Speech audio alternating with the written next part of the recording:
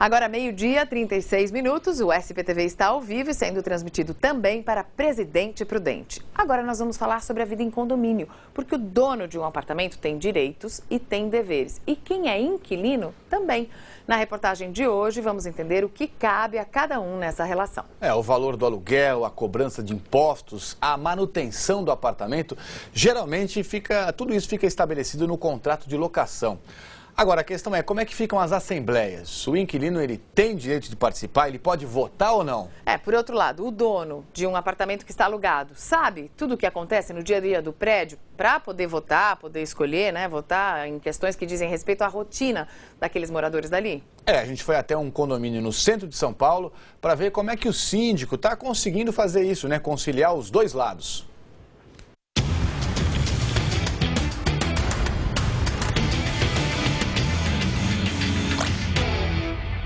Dona Elma se mudou para este apartamento no ano passado. Ela gostaria de vedar a porta da sala com borracha, para evitar que o barulho das crianças incomode os vizinhos. Mas como é inquilina... A gente nunca sabe porque é inquilino, quando pode, quando não pode.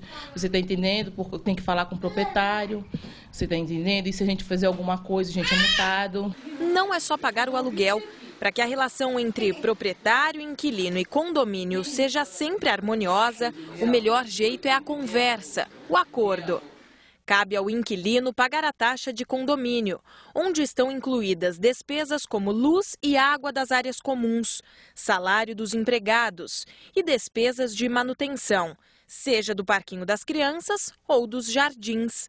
Mas se o prédio vai ganhar uma piscina nova, por exemplo, quem paga a taxa extra é o proprietário. Para o dono do imóvel ainda sobra o IPTU, a menos que o contrato diga o contrário. E uma polêmica ronda os condomínios. A reunião. Quem pode participar? Inquilino também tem o direito de votar?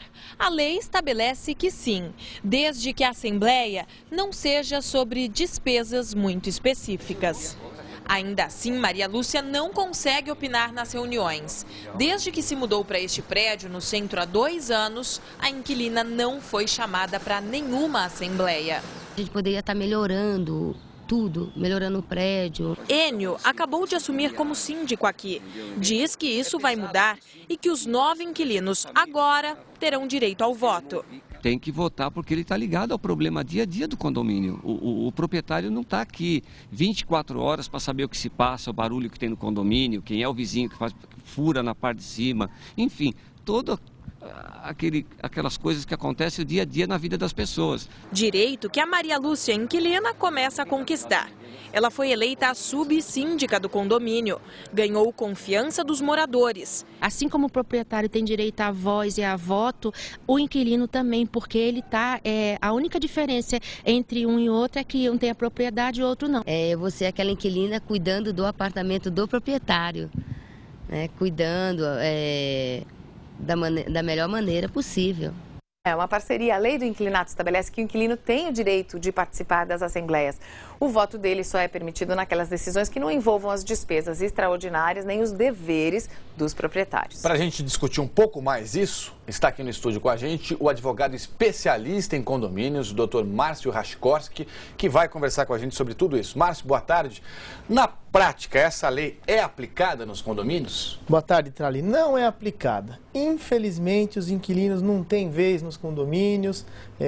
Muitas vezes são maltratados, discriminados e a gente precisa mudar essa realidade. O inquilino deve participar sim, eles pagam condomínio e a gente precisa dar valor para eles porque eles cuidam do prédio assim como os proprietários. Mas no geral, eles querem participar, eles gostariam de participar ou eles dizem, o apartamento não é meu, também não me interessa? Não, eles querem participar, principalmente porque mexe no bolso deles. As decisões ordinárias mexe no bolso do inquilino, então ele quer participar sim. Muitas vezes eles se sentem constrangidos, porque é feita uma diferença quem é dono e quem não é dono, e eles ficam às vezes sem graça. Agora, Márcio, se o inquilino quer, ele pode então descer na assembleia e falar assim, olha, eu tenho esse direito de participar, eu vou participar, vou opinar e vou votar. Ele pode fazer isso? Claro que ele pode, nos assuntos ordinários, que não envolvam investimentos no patrimônio. Agora, é ideal, para não ter briga, que ele pegue uma procuração do dono do apartamento. Aí não tem dúvida, não tem briga e ele participa mais à vontade. A gente viu um bom exemplo na reportagem, né, que a inquilina foi eleita subsíndica. Ela mora ali, ela pode ajudar a resolver as questões do dia a dia. Claro, é tão difícil achar quem quer participar. Achou um inquilino que quer participar e a gente vai ficar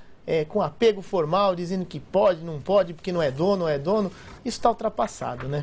Márcio, tem muitas outras perguntas que chegam pela internet. Olha, a Michele, ela mora num prédio no ABC, diz que o carro foi danificado por causa da pintura do prédio, mas a síndica se nega a pagar pelo conserto. O que ela deve fazer? Bom, se ela tiver prova de que realmente o dano foi causado pela pintura do prédio... Pode ser tinta que caiu no Se caiu a tinta, ela tem que mandar uma cartinha para o prédio pedindo o reembolso. Se a síndica se negar, ela vai no juizado de pequenas causas e rapidinho vai marcar uma audiência e ela vai receber. Agora, a gente recebeu também a pergunta da Carla, do Morumbi, que disse que 2 vezes em assembleia com uma grande quantidade de moradores foi negada a proposta de trocar o portão social por uma porta automática. Até porque os moradores entram de carro pela garagem e não usam tanto o portão social, não tem necessidade de ser automática. E durante as férias, só com 2 pessoas, porque todo mundo ia viajar, aprovaram essa medida que já tinha sido rejeitada. Ela quer saber se tem jeito de impedir que essa troca seja feita, porque vai custar uma boa grana e não é o que a maioria dos moradores quer. Que coisa feia, né, Mariana? Uma manobra para enganar os moradores, né? Então eles devem, com 1/4 de moradores, ou seja, 25% dos moradores fazem o abaixo-assinado, pedem para marcar uma assembleia extraordinária para mudar essa decisão. Com ou sem aprovação do síndico? Com ou sem aprovação do síndico. Os moradores têm esse poder. Márcio, a Daiane Ribeiro, do Jardim Andaraí, falou que mora há 4 meses num apartamento e recebeu uma cobrança de 4 parcelas do condomínio de 2004 e 2005, coisa lá de trás. É correta essa cobrança? A explicação do síndico é que a administradora antiga só pagou agora a situação de inadimplentes. O que ela deve fazer se ela é uma moradora nova? Bom, Tralli, em primeiro lugar, isso demonstra uma falta de organização tremenda da administração, porque demorar 5 anos para cobrar uma dívida é um absurdo. Porém, as pessoas devem guardar os comprovantes de pagamento de condomínio por 10 anos. E quem joga fora está sujeito a ter uma cobrança dessa, e o condomínio pode sim fazer essa cobrança, apesar de ser desorganizado. Doutor Márcio, muito obrigado pela participação do senhor aqui na SPTV com explicações tão pertinentes e importantes. Eu que agradeço. Até a semana que vem, porque você também pode participar do SPTV contando a sua história, a história do seu condomínio e mandando uma sugestão ou uma pergunta. Basta entrar na internet e acessar a página de São Paulo do G1, porque o Márcio Raskorski volta para esclarecer as suas dúvidas. Agora, 12h43, direto para o Globocop sobre o grave acidente no Rodoanel. Karina Pachiega. Tralli, essa imagem chama a atenção, é o que restou da cabine de um dos caminhões envolvidos neste grave acidente aqui no quilômetro 27 do Rodoanel. Foi uma batida muito forte, 2 pessoas ficaram feridas, 2 homens presos nas ferragens. Eles foram resgatados pelos bombeiros e levados para o hospital de Carapicuíba. Nós acompanhamos todo o esforço aqui da equipe para salvar estes 2 homens. O acidente complica muito o trânsito aqui nessa região, principalmente na Regis Bittencourt, para o motorista que quer acessar o Rodoanel, tudo parado. Agora são 10 quilômetros de congestionamento e também situação difícil lá no sentido contrário, em direção a Imigrantes. Nessa direção, a lentidão agora é de 11 quilômetros, Tralli. Obrigado, Karina. É bom evitar essa região do Rodoanel. O SPTV termina aqui, você acompanha agora o Globo Esporte. Tenha uma ótima tarde. Boa tarde.